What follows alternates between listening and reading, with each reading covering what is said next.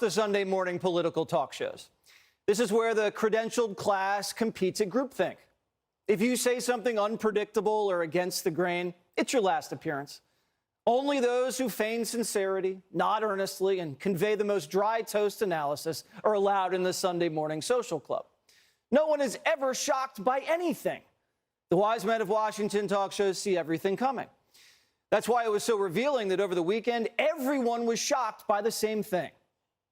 It is kind of shocking in a way that despite all of the baggage that Donald Trump carries, he's tied with Joe Biden right now. Former president of the United States with 4 indictments, and he's still tied with Joe Biden in this poll. The idea that you can't be, leading substantially an opponent who has been indicted 4 times for 91 felony counts, as we just said, is rather striking. Trying to put your political opponent in prison is unpopular. You can sense the astonishment. Biden arresting his opponent was supposed to hurt his opponent. Instead, it's hurting Biden. Without the COVID pandemic to boost Biden this time, Democrats needed to create another black swan event.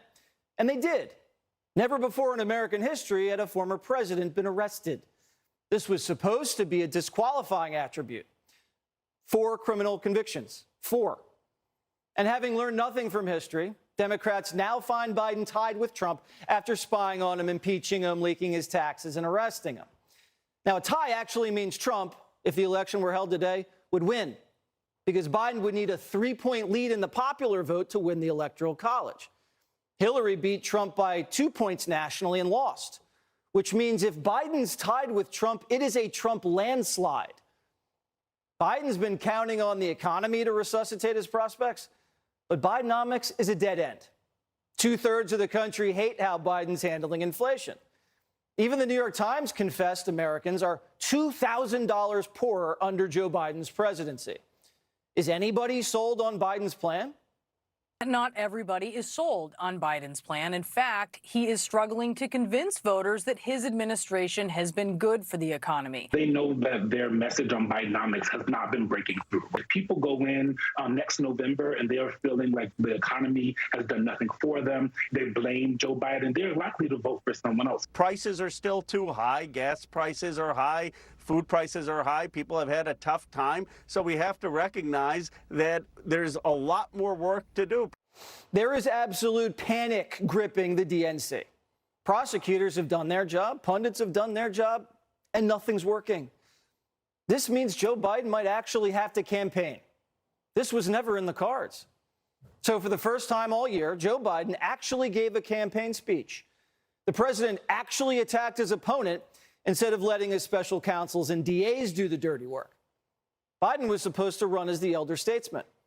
But on Labor Day, he got so desperate, he got down in the mud, cheapening his so-called brand. Guess what?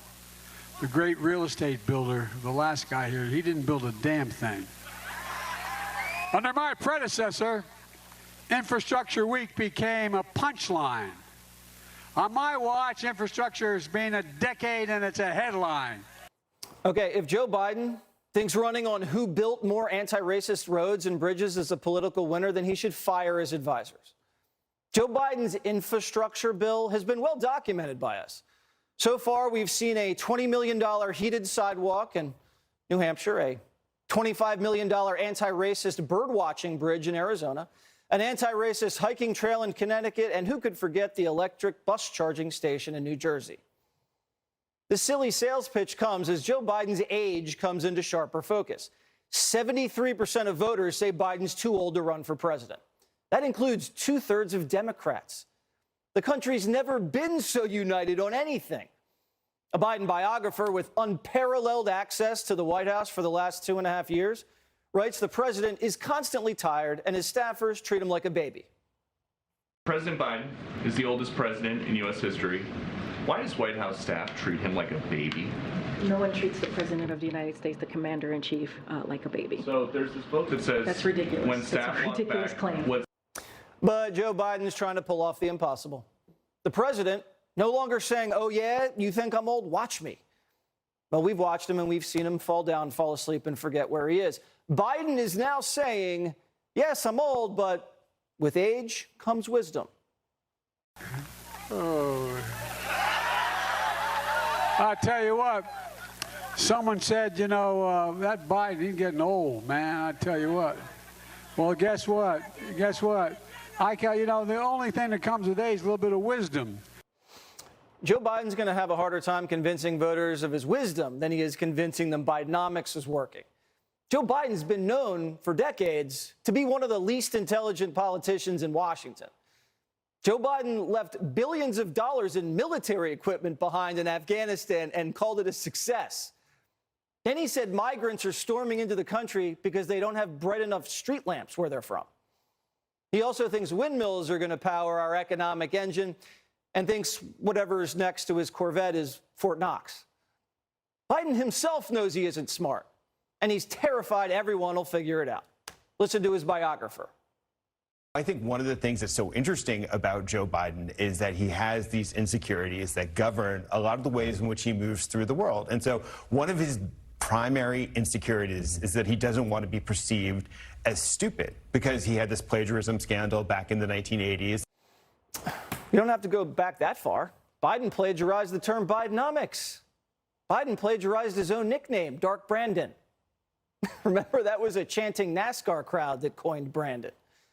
Biden also wants you to know, after spending 40% of his presidency on vacation, that his beach house isn't a vacation. The reason I'm here today, just for one day, I know I'm on vacation.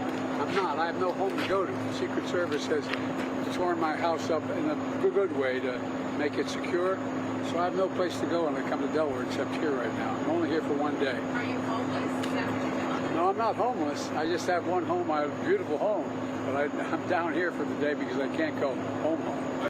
Well, we reached out to the Secret Service about what exactly they're doing at his house. They said they can't comment. I just hope it wasn't one of those kitchen fires that almost killed his cat. But it sounds like another excuse. The president has 3 homes. He's got one in Rehoboth, one in Wilmington, and he's got the White House.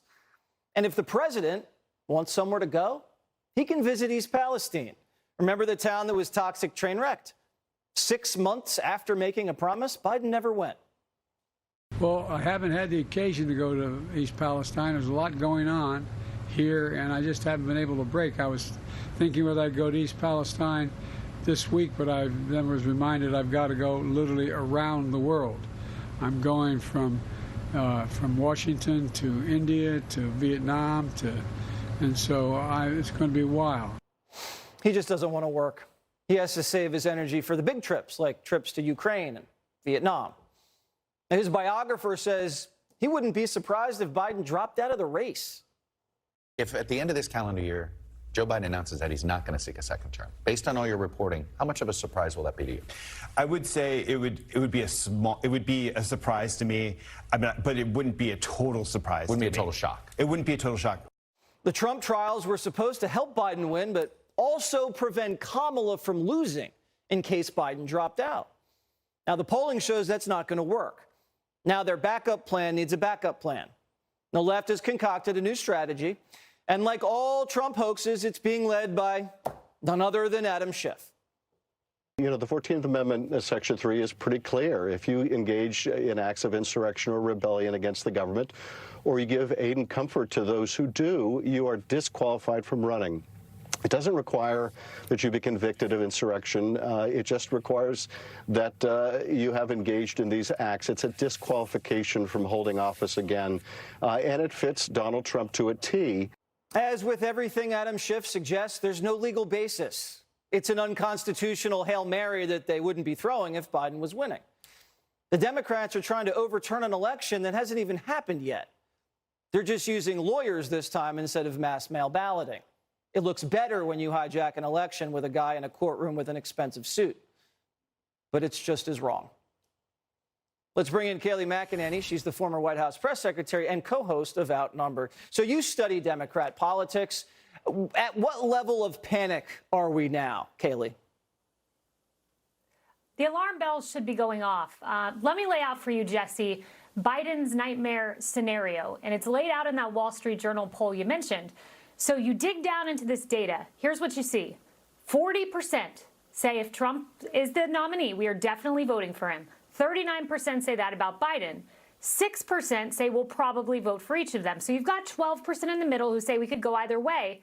But guess who's definitely showing up? Not the Biden 40%. You begin these 14th Amendment shenanigans, you put 91 indictments on President Trump. If he is the nominee, his 40%, I can guarantee you, will go to the polls, rain, shine, sickness, health. And the level of panic should tell you everything. When you look over at NBC, Jesse, you know NBC, no fan of Republicans. They don't admit the truth unless it's slapping them in the face. Well, here's NBC this morning. When party elites look at President Joe Biden, they see the second coming of FDR. When voters view the president, many see an old man. They are terrified because they know President Trump can defy conventional wisdom. When you see Chuck Todd leaning in the way he does, it's almost like he's encouraging the biographer to let us all know that perhaps the president is not going to be seeking re-election. It almost looks like Chuck Todd wants that to be the case. What does he know that we don't? I don't think much. You know, they're whispering in his ear. They've tried over and over again to whisper this in his ear. But you are dealing with a very stubborn man. You cited that new biography on Biden, which I ordered only because I want to know him a little bit better. So did and I'll I. tell you this. When you read now a we're little paying bit of this it, guy twice. You did too. I caught you. I know it was like $27. It was a lot with Biden's inflation. But you learn Biden is angry. He snaps at staffers. He snaps at people around him. He is angry. He is stubborn. He's not stepping aside. So for those saying he's not the nominee, he's got to be pushed out. He's not leaving on his own. All right. That'll be fun to watch that fight happen. Kaylee, as always, great to see you. We'll see you tomorrow. Thanks, Jesse. Remember when Hunter Biden texted his daughter about earning money for the family? Quote, I hope you can all do what I did and pay for everything for this entire family for 30 years. It's really hard. But don't worry, unlike Pop, I won't make you give me half your salary. That text message has been in the public realm for almost 2 years. The Washington Post verified the authenticity of the laptop. This text message has been verified and is one of the biggest smoking gun documents we have financially tying Joe Biden to his son's international racket.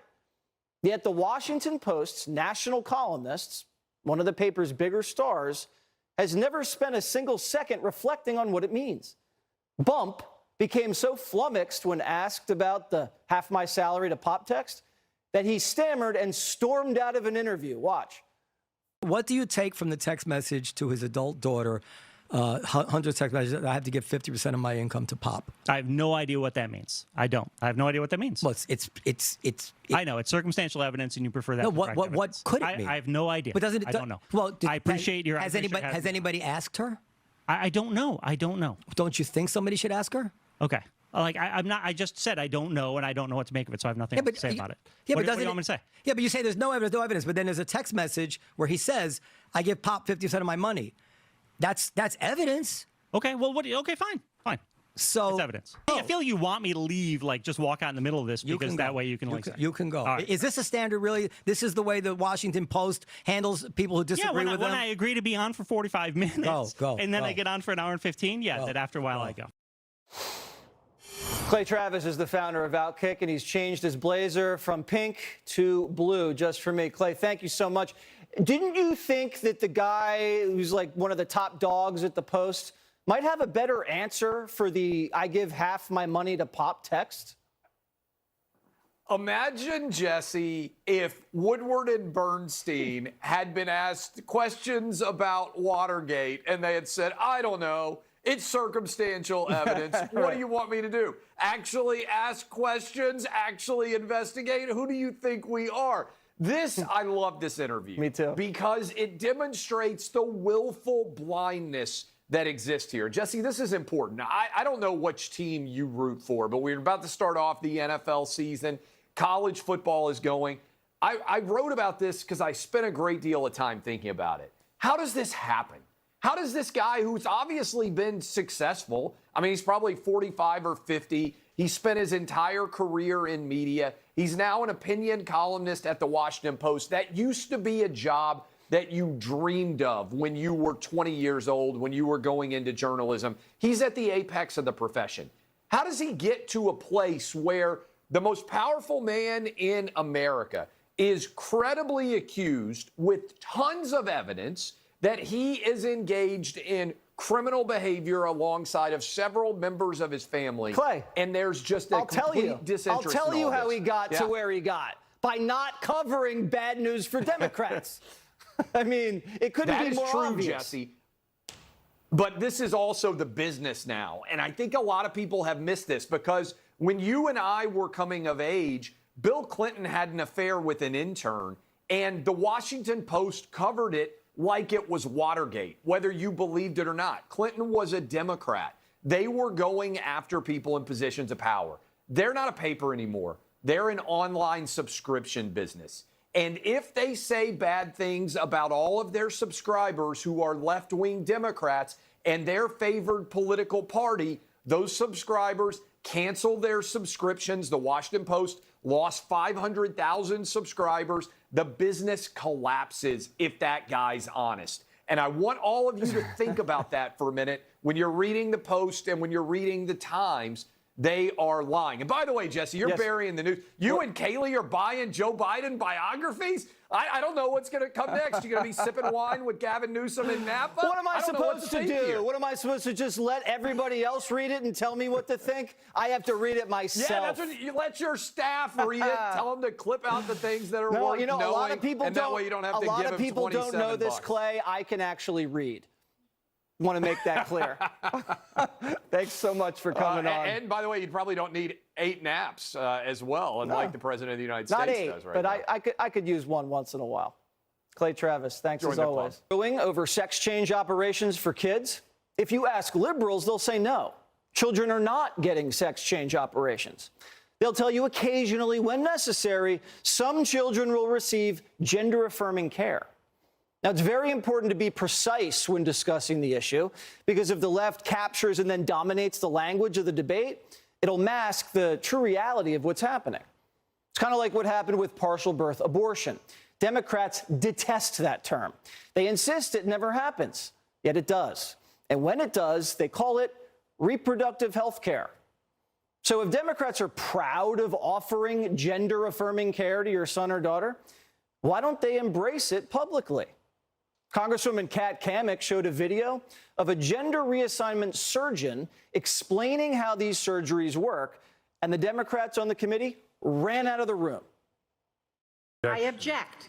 We have no foundation or basis for this video. We haven't seen it, and it's a medical expert from your side. Our colleagues on the left said that we didn't know what we were talking about. So when presented with a video that details exactly what it means to conduct surgery on a minor for gender-affirming surgery, they left the room. They don't want the facts. And as you heard from the specialist who does these surgeries, they don't know what they don't know. They don't understand the long-term effects. Sex change operations for children is a hill Democrats don't want to die on. So they facilitate the surgeries in secret. The profit motive's undeniable, and business is booming. Columbia University estimates over 3,000 children underwent breast removal surgery. Mastectomies for teens. Over 400 children had their genitals removed. We're talking about children as young as 12. The long-term repercussions for these surgeries, physically, psychologically, emotionally, can be devastating. But these surgeries bring in enormous sums of money to big city hospitals. That money is often used to donate to Democrat politicians. These surgeries are radically experimental. They're brutal and uncivilized. The woke perspective is this: they have these terms like gender-affirming care. And it sounds so wonderful. Yeah. Gender-affirming care. Like body positivity. It sounds like something hugging you. Yes. Every generation has to find a way to say to their parents who gave you everything, you. Right. Whatever you do, I'm going to do different. And for a lot of kids, that now is just gender. When you get a little older and you've mutilated your body, maybe that'll be a decision you're happy with, and maybe it won't, but there's no going back. Why can you go to a dinner party in Los Angeles with like 10 people and half of them have trans kids? Right. And that would never happen in Indiana. So as Democrats go down this dark path of deranged child exploitation, will the soul of the Democratic Party survive? Kentucky Senator Rand Paul joins me now. Senator, when you engage with your colleagues from the other side of the aisle? Are they talking about how amazing child sex change surgery is? No, we've got a controversy going on in Kentucky right now in our governor's race. Our Democrat incumbent, Andy Beshear, has said, well, you know, I'm not really for the surgery, but it doesn't really happen in Kentucky.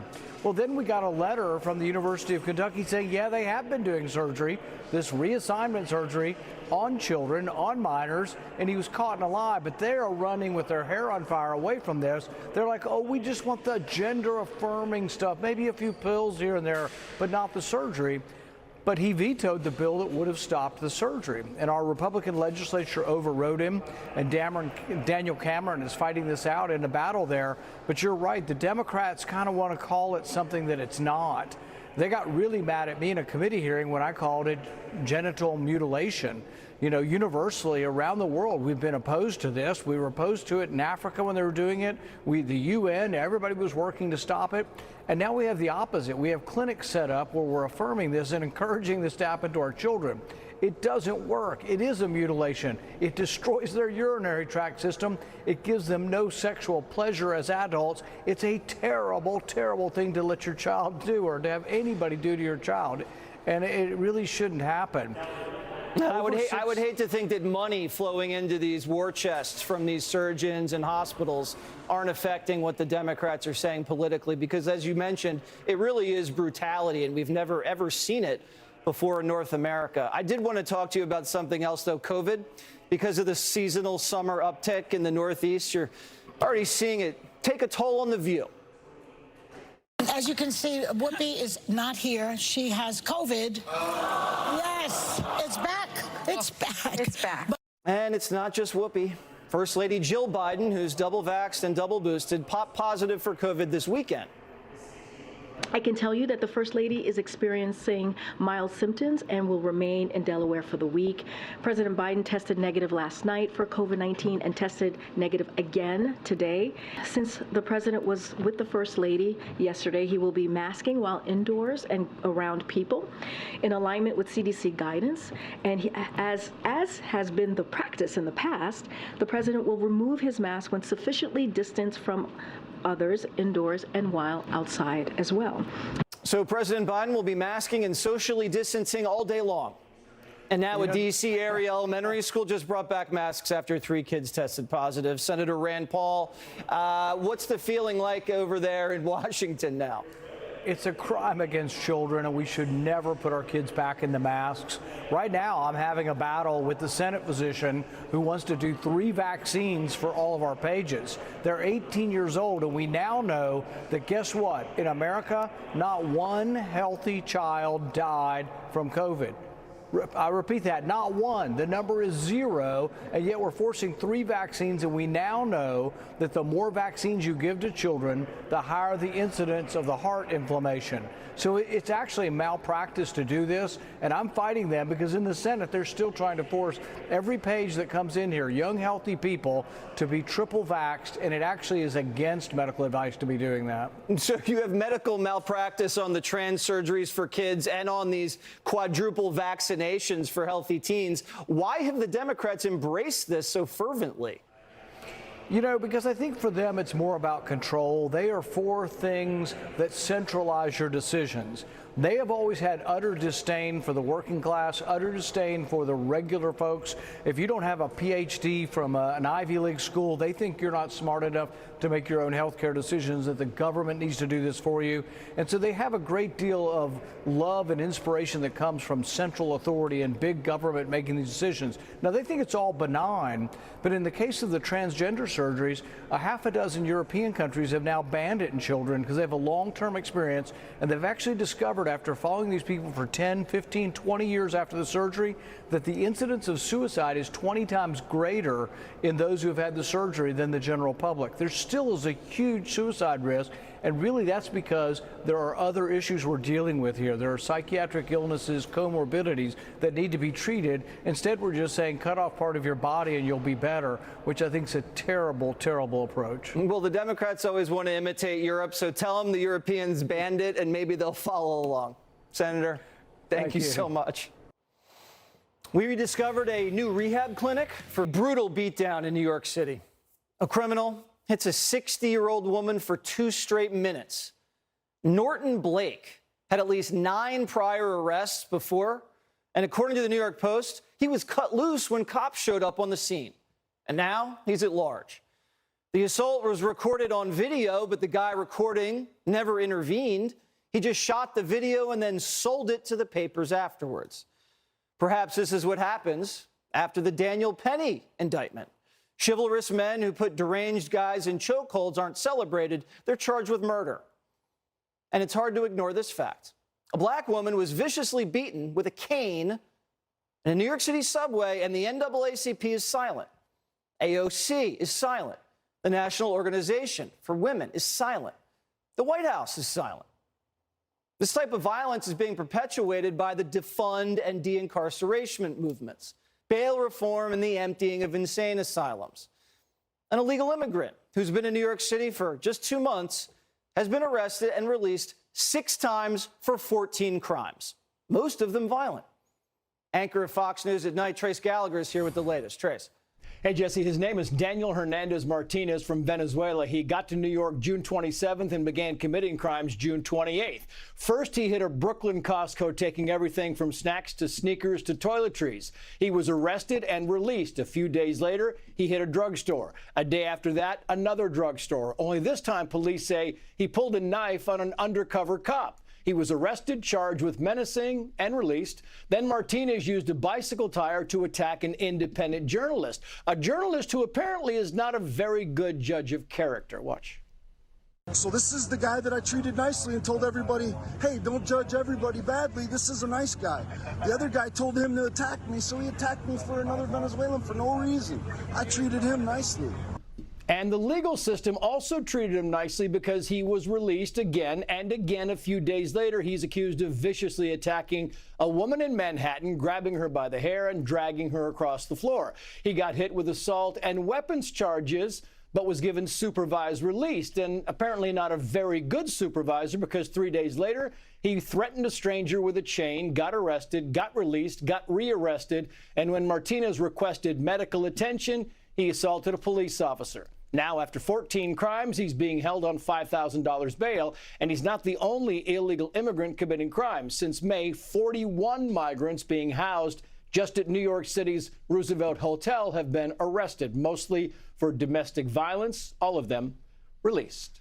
That's just an atrocious story. I can't even believe it. What do you have on at 11 tonight, Trace? We've actually got more on this coming up. We're going to talk to some experts about how this is possible and why sanctuary cities are being punished for some of their policies. All right, we'll be watching. Thank you. Okay. Labor Day is long gone, and that means one thing: back to school. But it's not just students stepping foot on campus. Let me introduce you to Harvard's newest lecturer. Lori Lightfoot, the failed Chicago mayor, is now educating the best and the brightest.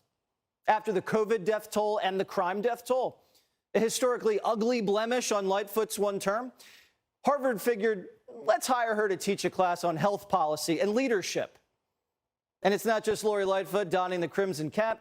Harvard's become the retirement home for failed progressives. CNN's Brian Stelter, New York City Mayor Bill de Blasio, all Harvard faculty. Unsuccessful progressives brainwash students into believing failed progressive policies are actually a good idea. It's the Democrat machine in motion. Harvard just becomes rehab for failed progressives. They can't let the progressive movement see their stars tarnished with failure. Every progressive politician has to look successful, even when their policies blow up cities. You can't let progressivism be collateral damage.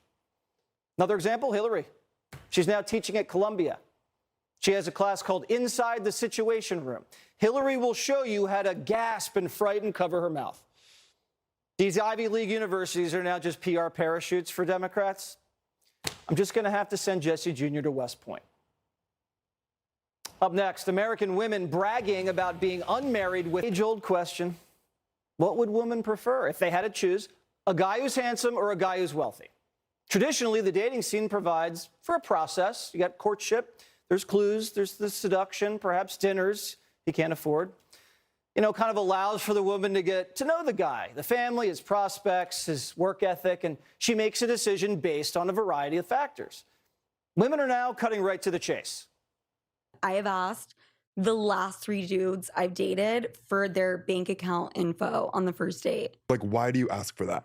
Because I only want to date a wealthy guy that has money.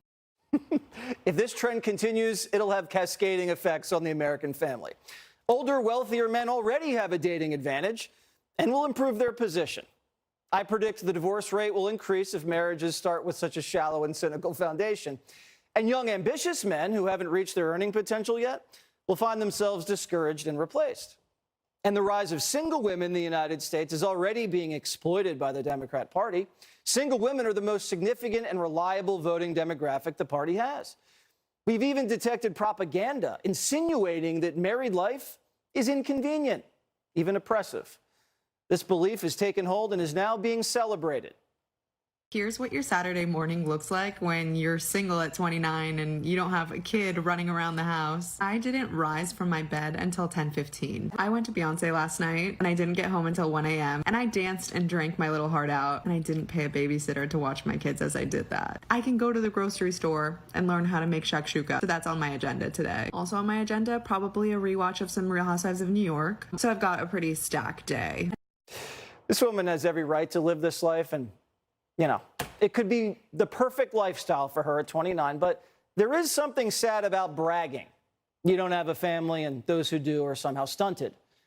A 29-year-old replacing a family with Netflix and shashuka comes at a civilizational cost. America's already facing a fertility crisis. A country's birth rate is intrinsically tied to its national power. Doctors are even saying America may turn into Japan, where a third of women will be childless due to a sex recession. And 10% of adult Japanese males in their 30s are virgins. Their population's collapsing, causing Japan's economy to stall. It's no longer the economic superpower it once was. Could the United States be headed in this direction?